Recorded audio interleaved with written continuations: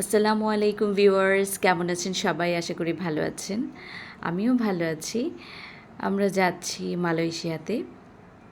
তো ওখানে ৩টা স্টেট আ ঘুরে দেখব, ভিজিট করব। এর মধ্যে একটা হচ্ছে লঙ্কাউই, তারপরে হচ্ছে পুত্রজায়া এবং শেষে কুয়ালালামপুর। মালয়েশিয়া আমার এবার নিয়ে দ্বিতীয়বার যাওয়া হলো।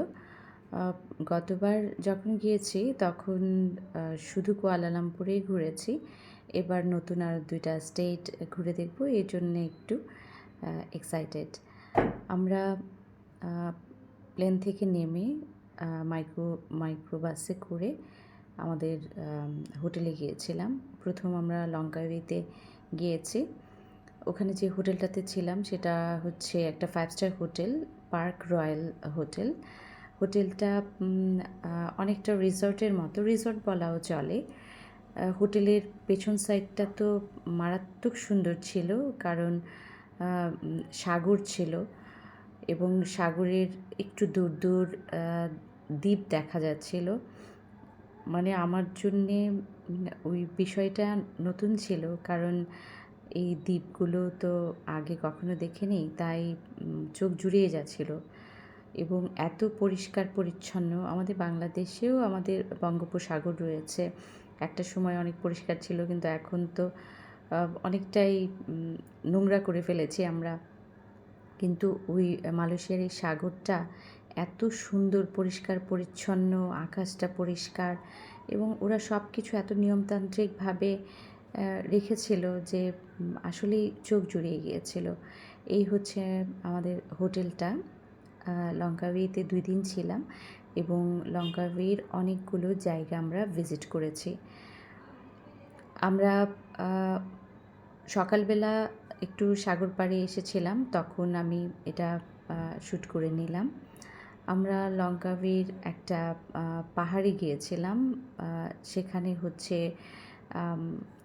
একটা ব্রিজ ছিল, স্কাই ব্রিজ। ওখানে যেতে আমাদেরকে ক্যাবল কার ব্যবহার করতে হয়েছে, কারণ অনেক উঁচু ছিল, হাজার হাজার ফিট উঁচুতে। সেই পাহাড়ে সেই স্কাই ব্রিজ থেকে সুন্দর করে দ্বীপ, সাগর দেখেছিলাম। তারপরে গিয়েছিলাম স্পিড বোটে আরেকটা জায়গায়। সেখানে বিশাল বিশাল পাহাড় ছিল এবং সাগরের ২ পাশ পাহাড় বেষ্টিত ছিল, আর বড় বড় গাছ ছিল এবং অনেকটা আমাদের বাংলাদেশের সুন্দরবনের মতো দেখতে। পানিটা একটু শান্ত ছিল, এখানে ঢেউ তেমন ছিল না, কিন্তু সাগরের পানি। এবং স্পিড বোটে আমরা গিয়েছি।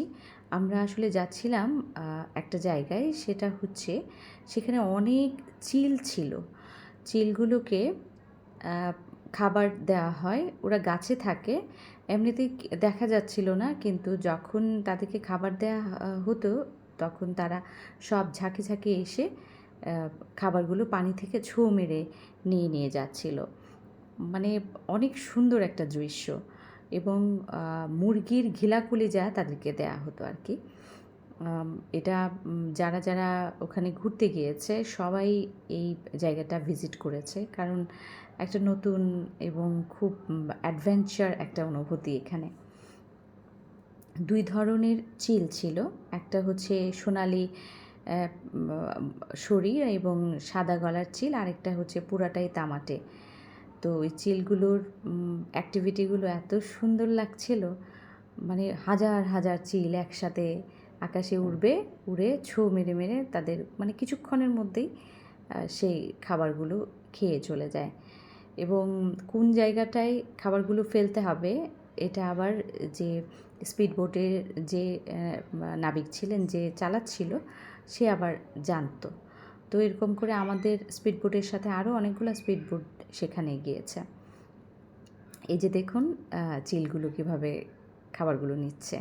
আমরা খাবারগুলো ওখানে দিয়ে একটু দূরে এসে আমরা অপেক্ষা করছিলাম, আর গাছ থেকে ওরা এসে এসে ছোঁ মেরে সমস্ত খাবার শেষ করেছে। তারপর আমরা গিয়েছিলাম গ্যান্টিং হাইল্যান্ডে। এই গ্যান্টিং হাইল্যান্ডে গতবার গিয়েছিলাম, ভিজিট করেছিলাম, কারণ এটা ছিল হচ্ছে মালয়েশিয়ার কুয়ালালামপুরে। তো গ্যান্টিং হাইল্যান্ড এবারও আবার গেলাম, ভিজিট করলাম। তো ভালোই লেগেছে, মানে দ্বিতীয়বার তো একটু চেনা চেনা লেগেছে জায়গাটা। এবং ক্যাবল কারে আসলে জার্নিটা অনেক মজা। পাহাড়ে একটু ভয় লাগে, নিচের দিকে তাকালে একটু ভয় লাগে, কিন্তু খুব যারা অ্যাডভেঞ্চার প্রিয় তাদের অনেক ভালো লাগবে।